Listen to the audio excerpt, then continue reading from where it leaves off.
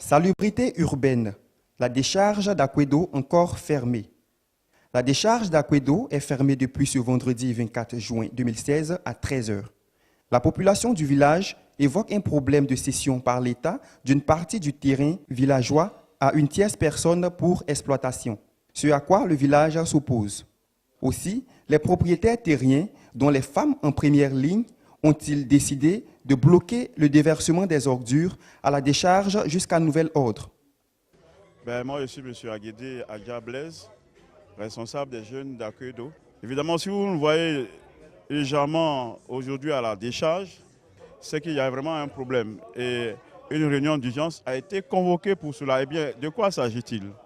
Nous avons constaté aussi avec vous qu'aux environs exactement de 13h30, la décharge a été fermée. Mais cette fois-ci, c'est le fait de nos mamans, nos braves mamans d'Aquedo.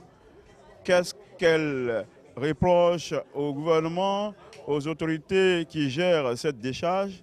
Eh bien, tout simplement parce qu'il y a eu un grave incident sur l'un de nos sites de nos patrimoines fonciers, où des femmes et des jeunes ont été bastonnés par la police parce que revendiquant leurs droits simplement.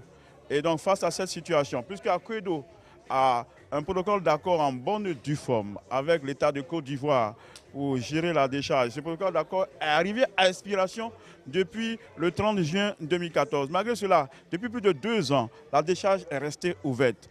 Et donc, nous ne comprenons pas que nous qui faisons donc diligence à l'État par rapport même à notre état de droit, parce que nous sommes en même de fermer la décharge, mais nous comprenons la situation. Alors s'il y a un problème foncier, qu'Aquedo est impliqué, il faut s'asseoir simplement et discuter. Ce n'est pas la police. Et là, nous sommes dans nos droits de fermer la décharge parce que depuis le 30 juin 2014, la décharge était censée fermer.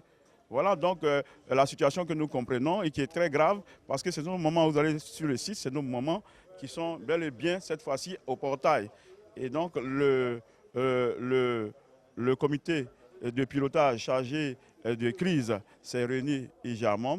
Tout à l'heure, nous allons donner les conclusions de cette réunion. En attendant la réaction des autorités compétentes pour une réouverture prochaine, on est en droit de se demander jusqu'à quand va durer ce bras de fer. Faut-il s'attendre à des immondices dans les quartiers d'Abidjan? Wait and see.